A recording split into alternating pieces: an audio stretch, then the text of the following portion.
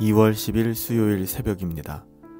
이번 주간 마지막 새벽 묵상, 로마서 묵상이 되겠네요. 오늘은 41번째 시간인데요. 로마서 5장 6절부터 8절까지 본문을 가지고 하나님의 사랑을 확증하심이라는 제목으로 하나님 말씀을 함께 상고하도록 하겠습니다. 로마서 5장 6절부터 8절까지의 말씀입니다. 우리가 아직 연약할 때에 기약대로 그리스도께서 경건하지 않은 자들을 위하여 죽으셨도다. 의인을 위하여 죽는 자가 쉽지 않고 선인을 위하여 용감히 죽는 자가 혹 있거니와 우리가 아직 죄인 되었을 때에 그리스도께서 우리를 위하여 죽으심으로 하나님께서 우리에 대한 자기의 사랑을 확증하셨느니라. 아멘. 오늘 본문의 핵심은 우리의 구원이 전적으로 하나님의 사랑에 근거하고 있다는 것입니다. 우리의 구원은 하나님께서 우리를 사랑하신 결과라는 것이죠. 이것은 본문에서 세 가지 형태로 강조되고 있는데요. 첫 번째로는 기약대로라는 말씀입니다. 기약대로라는 것은 약속하신 시간, 계획된 시간을 의미합니다. 예수님이 오신 것, 예수님이 우리를 위해 죽으신 것은 우발적인 사건이 아닙니다. 우연한 사건도 아닙니다. 이는 하나님께서 계획하신 일이고 하나님께서 계획을 이루신 결과이기도 합니다. 그래서 에베소서 1장 4절에서는 다음과 같이 증언하죠. 곧 창세전에 그리스도 안에서 우리를 택하사 우리로 사랑 안에서 그 앞에서 거룩하고 흠이 없게 하시려고. 그렇습니다. 하나님께서는 창세전에 이미 우리를 구원하셨습니다. 택하셨습니다. 창세전에 우리를 구별하셨다는 것이죠. 창세전에 우리를 구원할 계획을 세우셨다는 것입니다. 여러분, 이보다 더 큰 하나님의 증거가 어디 있을까요? 그래서 첫 번째, 그 기약대로라고 증언하고 있는 것이고요. 두 번째는 죽으셨도다 라는 말씀입니다. 우리를 구원에 이르게 하는 것은 예수님의 가르침이 아닙니다. 예수님의 생애도 아니죠. 물론 예수님의 가르침과 생애가 우리의 구원에 영향을 미치는 것을 부인할 수는 없습니다. 하지만 결정적인 것은 예수님의 죽음입니다. 예수님의 죽음이 없었다면 예수님의 가르침과 생애는 우리에게 아무런 영향도 미칠 수 없었을 것입니다. 그래서 시브리서 기자는 시브리서 2장 9절에서 다음과 같이 증언하죠. 죽음의 고난 받으심으로 말미암아 영광과 존귀로 관을 쓰신 예수를 보니 이를 행하심은 하나님의 은혜로 말미암아 모든 사람을 위하여 죽음을 맛보려 하심이라. 예수님이 사람이 되신 것은 우리를 사랑하셨기 때문입니다.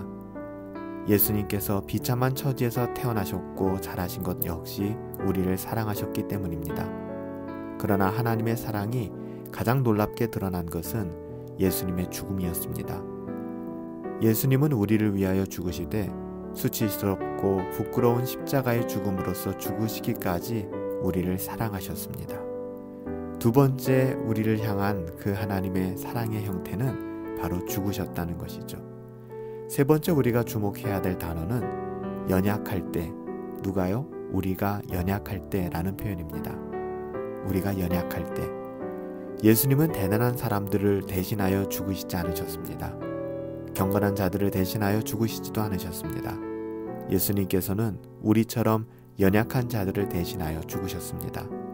우리처럼 경건하지 않은 자들을 대신하여 죽으셨습니다. 그래서 우리가 아직 죄인 되었을 때에 우리를 대신하여 죽으신 것이죠. 따라서 우리의 구원은 우리의 각자가 가지고 있는 어떠한 자격과 조건에 근거한 것이 전혀 아닙니다. 우리의 구원에 있어서 우리의 어떠함은 일도 우리의 구원에 대해서 보탠 것이 없다는 것이죠. 전적인 하나님의 은혜요, 오직 하나님의 사랑밖에는 없는 것입니다. 그래서 사도 바울은 다음과 같이 단언하는 것이죠. 우리가 아직 죄인 되었을 때에 그리스도께서 우리를 위하여 죽으심으로 하나님께서 우리에 대한 자기의 사랑을 확증하셨느니라. 아멘.